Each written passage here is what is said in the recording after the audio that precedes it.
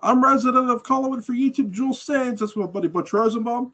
That's my buddy Daniel Culver. We're here to review the movie My Darling Clementine, you lucky son of a... This movie stars Henry Fonda. It's directed by the great John Ford. Walter Brennan is in this. Ward Bond is in this bad boy, and it's filmed in Monument Valley, which is we're gonna get into the historical inaccuracy of this film, but the fun of the movie too. Butch, where do you first, man? Where do you rank this among the John Ford classic films? Uh, Pretty darn high. Yeah, It's not it's not the top tier right. because he has so many great, fantastic westerns. The Searchers jumps to mind right away.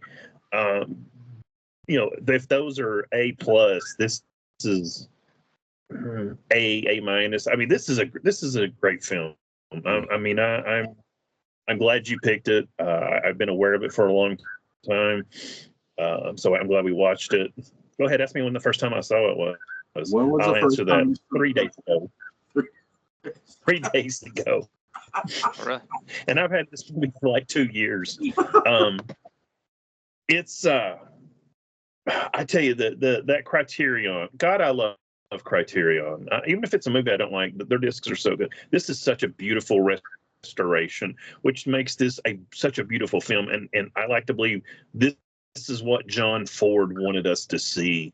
There's some of Jules' famous scenery porn and desert porn, and I mean there's just some beautiful shots. And man, this is just I don't want to sound like I'm dogging it. It's a great film. A great film. But it's just slightly under. And like I said, we're going from A plus to A. I mean, Yeah. No insult intended. No, not at all. Alan, when did you first see John Ford's classic, My Darling Clementine? Well, it as so many movies in my childhood, it was part of a syndication package at some point on local television. So again, I want to say the 70s sometime, or probably a weekend syndication package. And it may have even been early enough so that we still had a black and white television, which would have made absolutely no difference at all. Yeah. So Yeah. Daniel, when did you first see this movie? Today. What did you think? It was all right, Okay. I first saw this when I was at my grandfather's house because he would watch westerns every Saturday on AMC. And this movie comes on one night. He said, "You got to sit here," because to my grandfather, every western was a classic. If you're a real fan of westerns, you'd love just about anything that's thrown up there. Yeah. And it's like, so he shows me this movie, and I fell in love with this movie right away. Monument Valley is one of the most beautiful cinematic pieces of artwork you can film, and John Ford knew this. And me and Butch were talking about this before we recorded. He was very smart. Even though historically it's completely inaccurate, he was right to choose Monument Valley. And for those who don't know, Tombstone is in Cochise County, Arizona. Monument Valley is nowhere near Cochise County, Arizona. But it's gorgeous. It is gorgeous. Yeah. Butch first, what did you think of the inaccuracy of the movie? For anybody that hasn't seen it, this is a version of Gunfight at the OK Corral. God. My first note here is this film gets 2 ratings, 9 for the film itself and 0 for historical accuracy. Yeah, it's not at all historically accurate. Everything about it. I mean, it's like, there's nothing about this film that's historically accurate, except for the scenery, which is historically accurate just on its own merits, but that's it. I did think of Man Who Shot Liberty Valance, and this being a version of, Print the Legend, and they didn't. I don't think films, Hollywood, whatever you want to say, worried too much about historical accuracy in the late 40s. No. And there's something to be said sometimes for, I think we all appreciate it when it's, quote, historically accurate, end quote, but there's also something to be said for telling a good story. I was telling Jewel, there was somebody, doing my research, went to John Ford and was like, this movie's so historically inaccurate. And John Ford said, well, did you like the film? And the guy said, yeah, it's one of my favorites. And he said, John Ford said, well, what more do you want? So provided you know the history, just sit back and enjoy it. Think of it as, this is an alternate version or whatever, if it bothers you. That's what it took me a little bit to wrap my head around. After that, I didn't really care. It's also that period between the end of World War II and the beginnings, the gnawing of the Red Scare, which would take place just a few years later, really, where there was a lot of optimism in films like this. There was a lot, there was morality and so on, and the whole rugged individualism and all of that sort of thing was big. And the music in this thing, holy moly, it's a canvas on its own, and it really kind of reflects that era, that short period of time before things started to get a little darker. Yeah. As inevitably they do after a war. Actually, it happened after World War I too. We got a lot of nihilistic philosophy and so on after that war, but it's a very interesting window on that period of time. Obviously, Ford is he's an artist. I mean, he has the eye of an artist, a graphic artist, a painter, that sort of thing, where he sees, the difference between a horizon that's high and one that's low and what it does and all of those wonderful things. And it is about the story. He obviously did not care that it was historically inaccurate. He probably, at that point in time, nobody did. It was a myth. It was part of the American West mythos. And so people would enjoy it without even thinking twice, I think, about its historical accuracy, unless, of course, they were academics or they were interested in Western history or something like that. But most people would just enjoy it for what it was, the story, the myth. That's the thing too. When I watched this as a kid, it was a really weird time for me because at the time I was learning about Western history too. So I knew there was inaccuracies about this movie later on. And because we learned about Wyatt Earp in history class and the gunfight at the OK Corral and all that stuff. And it's learned about tombstones because most people talk about the end of Wyatt Earp's life. Whereas when you watch the movie that me and Butch did this too. We did Wyatt Earp and we did Tombstone together. And Wyatt Earp is more about the beginning, middle, and end of Wyatt Earp's life. Yeah. Whereas in Tombstone, it's more about the end of Wyatt Earp's life, like the what we would call the retirement, if you will. But this movie, we've all nailed it. It's not historically accurate, but in all honesty, I don't care. I'll nail it for its historical inaccuracy, but from an entertainment value, what Henry Fonda does, and the guy playing Doc Holliday is really good in this. Victor Mature, Victor Mature. He's a little bit too rugged and barrel-chested, but other than that, he's very good in terms of he knows the psychology and the mood of his character within this kind of a story. He does a very good job. I always like Victor Mature. He's like one of those mid to tail enders of the golden age actors, because he was still acting in the 70s and I think even into the early 80s occasionally, but in the 70s he was still fairly active. And that was a different time completely from when he got started back in the 40s. I mean, totally. Yeah. I think you touched upon the music, not just the opening too, but the songs the one woman sings is really good in this. It really helps the movie go along too and have this sort of somewhat bit of a darker theme to it to a degree. It feels like, at least to me. You guys might disagree. There is darkness in it, sure there is, but it's also something that it's an obstacle to the moral uprightness of each of the characters that are being featured in it too. So there's that. it's certainly not nihilistic, although Doc is sort of nihilistic for a while until he sort of adopts a more altruistic attitude as he gets closer to the end. He knows he's going to die because he's got tuberculosis and all that sort of thing. So, which yes, Doc Holliday, John Doc Holliday did die of tuberculosis. yes, he did. But not at the OK Corral. No, not at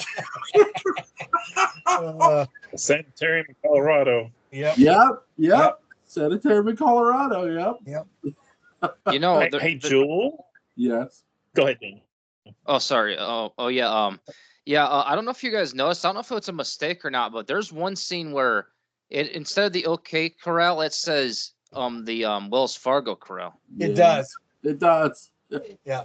I think that was a cut that was confusing. I think it was meant to be a different corral when they were kind of lurking around and so on, because in this movie, the OK Corral is like 400 yards away from where the Earps start instead of around the corner and into the alleyway. Yeah. Which is what it was.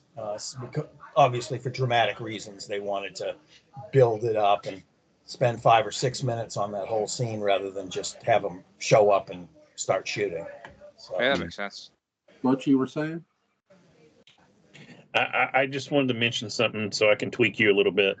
According to Henry Fonda in 1976, he said Daryl F. Zanuck's first choice for Doc Holliday was Jimmy Stewart, but he was overruled by John Ford, who didn't believe Stewart could do the part. Also considered were Douglas Fairbanks Jr., Tyrone Power, and that virtually unknown character actor that Jewel knows nothing about, Vincent Price. That's great. Weirdly, I could see Tyrone Power doing it, actually.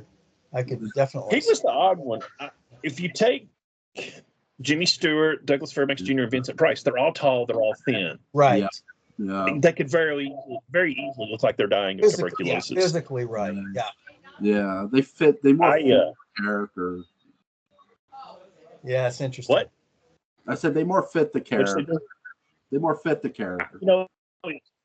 I was thinking, I was like, imagine Vincent Price's career if he had got that role. Yeah. I think it would have gone a different way because he really, he'd done a few things, but we were still away from House on Haunted Hill and House of Wax, and he wasn't really known for that. At that time, everybody, including Humphrey Bogart, had done a horror movie. So, yeah.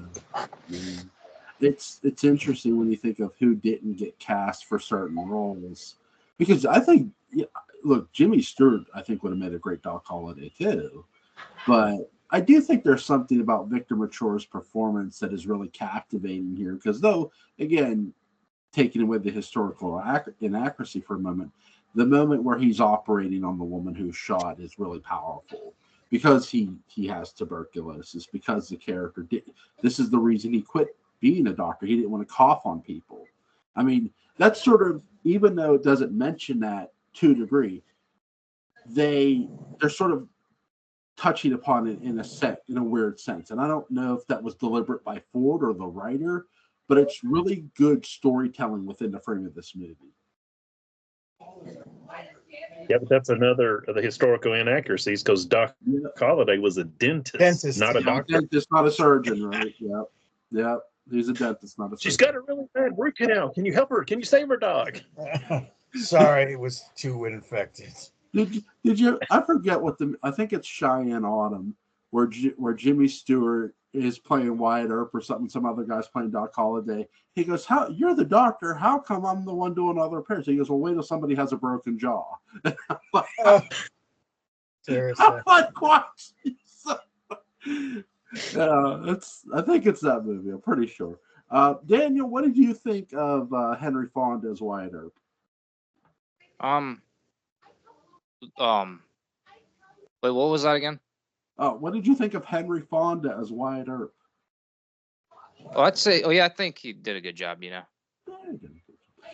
Though, again, James, his brother James was not killed on a cattle thing. As a matter of fact, his brother James almost lived as long as he did. He was older, not younger, and he lived to 1924. Yeah. Oh yeah, and if anyone's wondering if Jane Fonda is related to Henry Fonda, yeah, that was her dad. That's correct. And also Peter was his son. So yeah. Yeah. And Bridget. And Bridget. Yeah.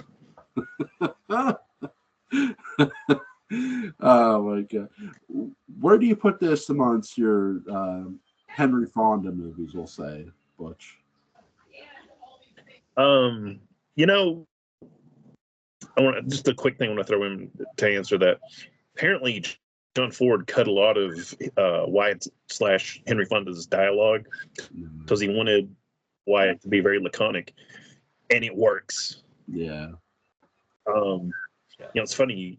When I think of Henry Fonda, I usually think of young Mr. Ford or something where he's giving some impassioned speech.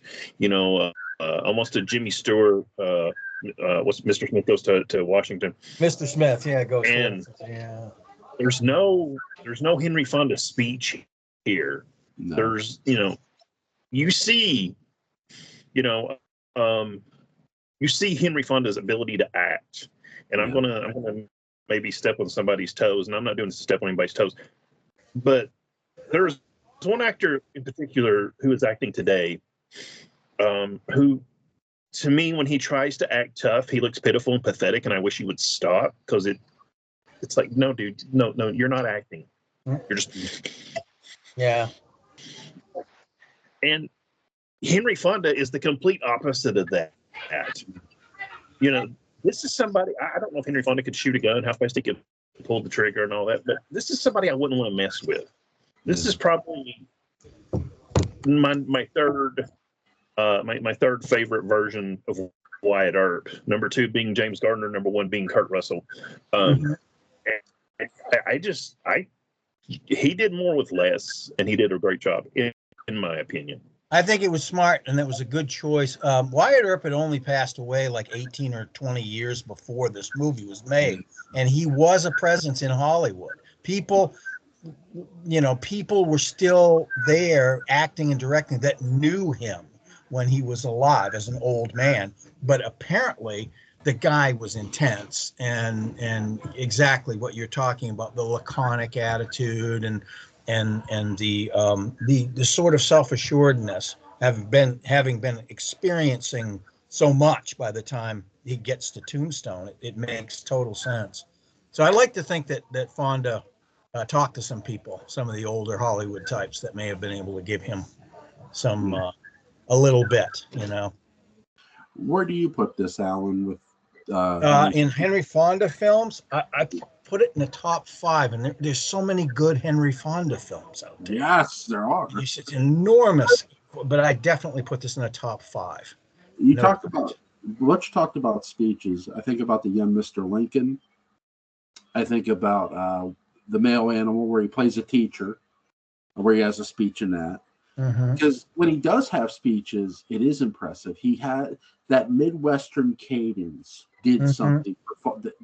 Fonda brought something out of that in a way that a lot of actors perhaps wouldn't have been able to. And he does. He always, when he had a speech to give, he would give it. And even some of his most shortest lines are some of the most memorable. Again, one of my favorite Westerns, of all time, Once Upon a Time in the West. Yes. Where his boss is like, tell me, I only told you to scare them. And he goes, people scare better when they're dying. And he says it with such a cold tone. Yeah. It's like, damn, you mother. Yeah. You were cursing at him a bit. I think originally the director wanted him to wear brown contacts, and then they changed their mind once they realized that as soon as he turned around in that first scene and they saw who it was and they see their steely blue eyes, it was just people are gonna go, oh, like this, because he's a bad man. As soon as he turns, there's no doubt he is a bad man. He showed up with the contacts and the divot, and Leone took one look at off. He said no. Off. Okay. Take it off. He's paying for the blue eyes and like the clean shave. That makes more sense. Yeah. Yeah. It's like, and Fonda didn't get it until he shot the scene and saw it in theater. Right. And the people's reactions were like, "Holy shit, that's him!" Because Fonda never played the villain up until that. No, he absolutely never. He wore black hats, but he never played the villain before. Right. I mean, he could be antagonistic with his certain hero roles, but he wasn't an antagonist until Once Upon a Time in the West. But this is also when that movie came out, people even younger than me remembered when he played Tom Joad in The Grapes of Wrath. Yes. And it's like, what the hell? It's a complete departure. And then and also 12 Angry Men, which was a fantastic tour de force, which of course he had total control over. He bought the rights, did the whole 9 yards, and campaigned to have it done, which I'm glad he did, because it turned out to be a magnificent piece of work in terms of ensemble. I mean, what a cast. Yeah. Butch, what's your favorite scene, or with scenes, we'll say? Joel. I know. Joel. So we talked about this before we started filming, and I told him I didn't really have one. Yeah. Honestly, I probably have to watch this film about 2 more times before I can get one. But one that comes to mind is, and I'm trying to remember where it is. It's towards the end of the film, and Henry Fonda Wada comes out, and he's kind of looking down the street, so to speak, and you just see this gorgeous view, and it's just, even for a black and white film, especially the Criterion Collection. Again, I want to say how much I love this. It's a 4K restoration, and it's beautiful, and it's just like, I'm like looking down the street also, and I'm like, I've never wanted to step into a black and white world so much right there. It's so I guess I'm going to go with that one, and I know that sounds a little strange, because it has nothing to do with the actors or the story, but Joel's favorite character in any Western is the scenery, so he'll probably with me on that one. Yeah. Yes. Yeah. It's fantastic, especially in 4K. It's wonderful. It's wonderful. It's got Alan, great. you got a favorite scene, Alan? Weird off scene that really most memorable. It's the most romantic scene in the entire film, and the film has several romantic scenes in it, actually. Yeah, it does. Because the actress, I forget her name now, that plays Clementine, is wonderful. The camera loves her. And she obviously loves the camera too, because she's perfect. She's absolutely perfect. And it's the scene where she's talking to him. She's thinking about, she's probably going to stay on at this point, and they're standing on the sidewalk there in front of the barber shop, and she's saying how beautiful it is, and the smell of the desert plants. He says, "That's me," which is the second time, which is hilarious. Yeah. It's hilarious. That's me, the barber. Because he's clearly uncomfortable, and he's uncomfortable around her. He absolutely adores her. It's obvious by this time that he absolutely adores her. And so she says, "Well, you're going to go. I'm going to go over to the church for the church service. You want to? You're coming, right? Right?" And he's, "Sure, yeah, I'm coming." So that whole thing is it's to me, and then they go and they dance and they do all that stuff, and then things get dark again when Doc shows up again. But for that 5-6 minutes, it's different. It's just this nice little window that's stuck right in there, and it's obviously been built into. I mean, Ford didn't just bring it out of nowhere. It's other scenes where you get the idea that he's got a shine for her, and he's concerned about her and all this sort of thing. But that's where it sort of comes to fruition, and I just like that scene as an actor. I really like that scene.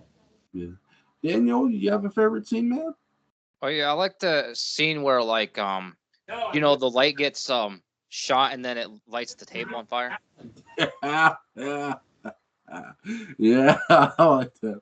But Alan, you and I have the same favorite scene, and yes, I love the desert porn. Look, it's desert. It's dry, naked desert. But for all, I love the setup to the church. Yes, I'm trying to stay calm. Well, you see, she looks down there and you see the promontory in the distance and all of this wonderful, geography.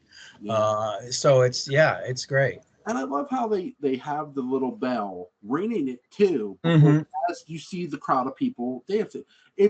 And they did touch upon this when I watched it on TV when I was a kid, that Ford did say, I want to see Wyatt Earp dancing. And this was his idea to do that. Like, let's have this dance social thing go down at church. And they shot it, and the way it's set up and it looks amazing. I always talk about the desert point, but with that scene, it just complements the desert so well because you have this beautiful little church bell ringing. They even talk about the church doesn't have a preacher yet. It's something you're not expecting to see in this Western, and you see it anyway, and it makes the movie all the more fun. There's an interesting thing too about the way that this film was shot, because it's mostly stationary cameras, mostly, not all. I mean, there's some truck shots, but it's mostly stationary, and it works so well. You get it sets up distance in certain shots. It sets up intimacy in other shots, and it's just, you're just standing there watching it, and it's very well done. Another thing too, I love the introduction where Wyatt Earp is introducing himself to the cattle rustler. Yes, the Clantons. It's like, you really messed up now, dude. It's their eyes all get narrow when he says his name. It's like. I was really excited to see Walter Brennan playing a bad guy. Yes. I was Instead of going, "Oh, Caffey." He's. And I wish he could have had a few more mustache twirling moments. All right, boy, but that scene. Is it Morgan that comes to the Clanton house, and he's like, we didn't want this to happen. And he turns and watches, and old man Clanton just shoots him in the back with that shotgun. Yeah, and it's like, oh shit. Yeah. Because even then, still he's still Walter. He's still Walter Brennan. He still know him. He shot him, and he shoots him in the back, and you're like, this guy's cold-blooded. Just so dark. Yeah. It was great. It was a great establishment of the depth of his cold-bloodedness. How deep it was. It ran. Alan mentioned John Ford and knowing Wyatt Earp. According to IMDb, John Ford claimed he had met and knew the real Wyatt Earp. Claimed the OK Corral gunfight was staged in this film was the way it was explained to him by Earp himself, with a few exceptions. And with a few exceptions, that's a broad category right there. At the time, I don't doubt that he would say that. With all honesty, Earp also contributed to the mythology of his own image. And sometimes got things wrong accidentally, but sometimes did it on purpose. We touched never let a good story get distracted by the truth. I mean, that's right. Absolutely. Especially in Hollywood at that time. There was I think I told this story before, but there was according to legend, there was a stuntman that got the new Wyatt Earp when Earp was in LA filming, and the stuntman told him, if I ever get to make a Western, he was going to act just like Wyatt Earp. When that stuntman got his big break, they changed his name to John Wayne. Yes. I don't know if that story's true. Obviously, I didn't. He did know Tom Mix. We know that he was a contemporary of Tom Mix's, and he actually served as a consultant on several of his films. So we do know that much. And so, I mean, some of the stories may be true, or they might be secondhand too, rather like, John Wayne heard the stories from Tom Mix and kind of, took them from there or whatever. But it's difficult to say. It's really difficult to say. Once you look at a John Wayne film, a John Wayne Western specifically, John Wayne wasn't really a man of few words. He wasn't the, he wasn't the let's go get him that kind of, speech. I mean, he was, well, guess we want to go out there, I mean, and it says more than that. So the word you used before, laconic. I want to. Yes. Yeah. And two, to get into a bit of the accuracy, me and Butch have touched upon over the past, like how many reviews we did of like Wyatt Earp, is the gunfight at the OK Corral only lasted lasted very shortly. It was snowing that day. There was accumulation on the ground. I mean, so, and by the way, you never see in any Wyatt Earp movie, you never see the snow. So, but I mean, again, I don't look at this movie and go, oh, I'm looking for accuracy, though I know it's inaccurate as hell. Right. Well, you kind of have to divest yourself of that, otherwise it will bother you so badly. Well, that's how I said to Butch. I was like rewatching this twice today, and I'm going, God, I'm going to kick myself because I have to call out the inaccuracy. Though I love the movie, right? It's it's the way it is, especially since there's been so much written about it since, and so much recreation of it since. And even though there are inaccuracies in some of the later movies, there's a lot more historical veracity. I won't call it necessarily a total accuracy, but veracity in some of those. Yeah. Hey, Joel? Yes. You know whose favorite Western this was? No, not. The Great Mighty Sam Peckinpah. Oh, nice. This is one of my favorite, not just Westerns, but Henry Fonda films. Yeah. Now, I'll give you another, if you haven't ever seen it, sort of a romantic movie. The Lady Eve with Barbara Stanwyck and Henry Fonda is funny as well. Yeah. What's the name of that? The Lady Eve. The Lady Eve. Yeah, Barbara Stanwyck, Henry Fonda. It's funny. So, but yeah, this movie, I give this movie a 10 for a film standpoint. What do you guys give it? Yeah, in terms of the craft of its filmmaking and its direction and all of that and its style, I can give it a 10. I have no problem with that. Butch. 9.95. I mean, I'm right there with you guys. Yeah. Daniel? Oh, to be honest, I'm gonna give it a 7. I'm probably gonna give it another chance though, since you guys like it so much. Maybe there's something I missed.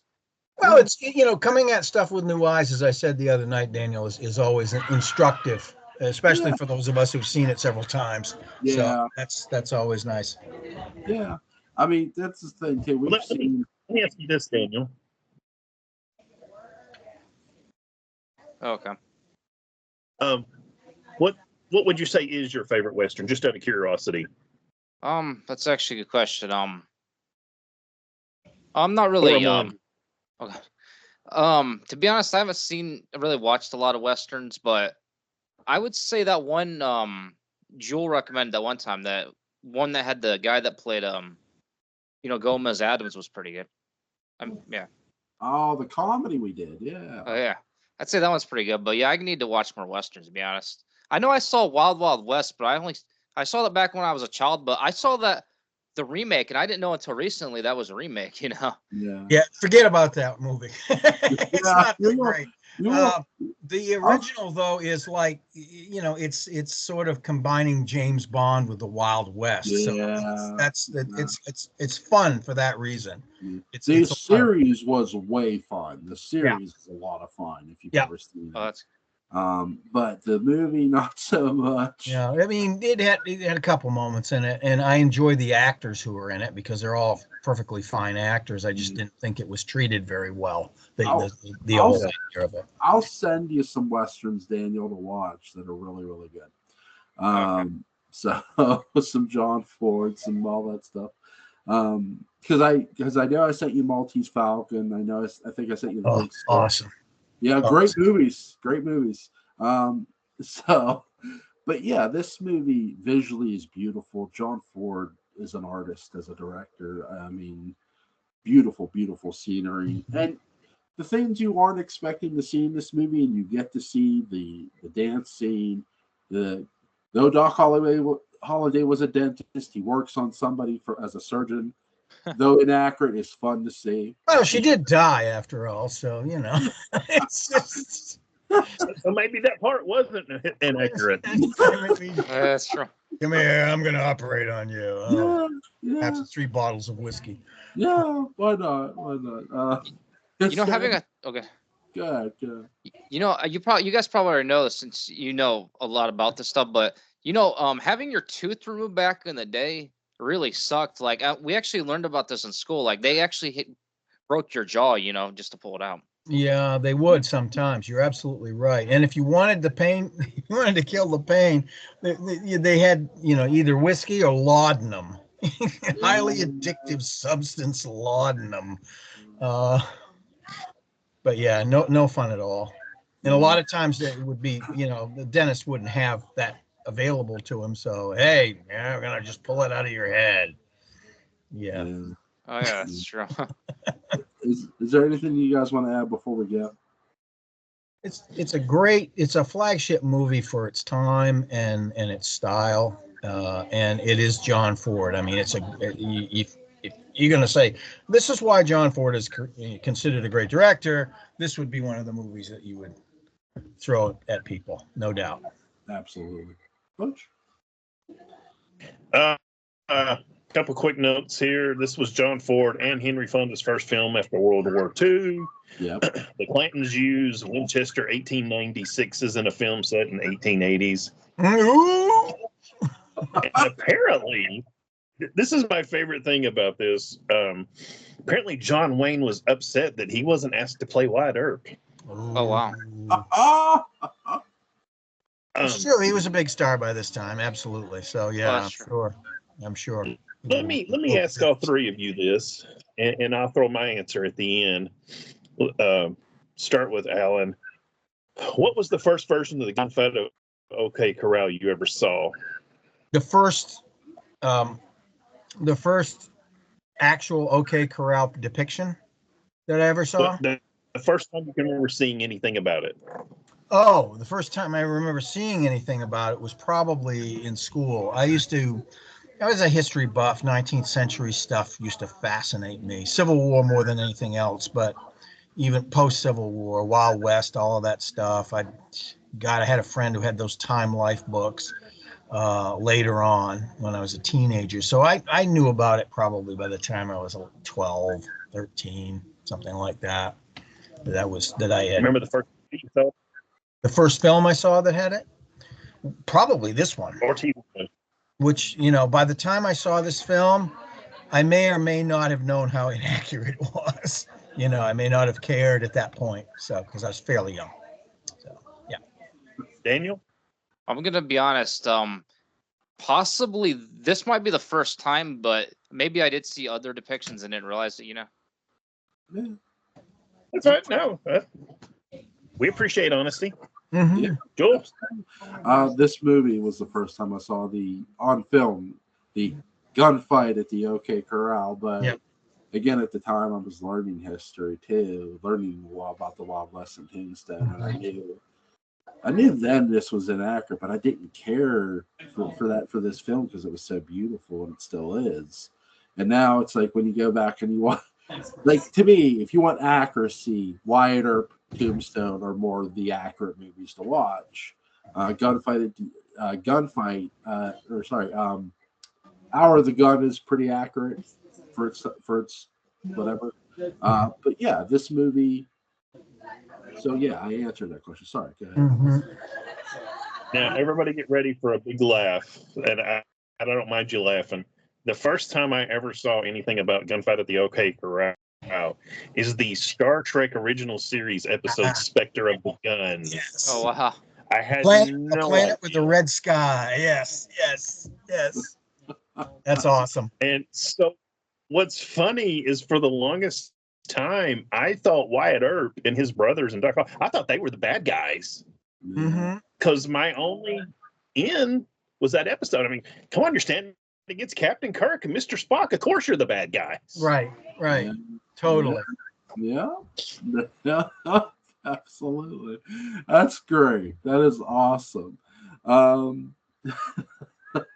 So what do you want to do in 2 weeks, Butch? You got one? I believe it's your choice there, Mr. Sains. Well, I'm gonna pick another Western. This time it is John Wayne, and it is gonna be the movie Chisholm. He's leaving. No, he has it. I think he has it. He's looking it up. It's all on the wall somewhere. I was about to say he has quite a wall there. So yes, he does. Yes, he does. Yes, he does. On for You know what's funny? Actually, all the Westerns we've not covered are over here. Yes. So nice. Nice. Oh, yeah. Cool. Nice. I'll go ahead and give your apology to my wife.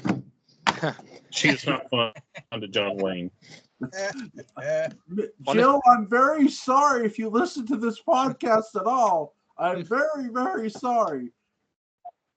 If you want my address, message my wife. Perfunctory apology has been made. Yes. I will apologize 1,000 times. Don't hurt me, and if you do, at least let me get in the fetal position. That's all I ever ask for. Not in the face. Yeah, not in the face.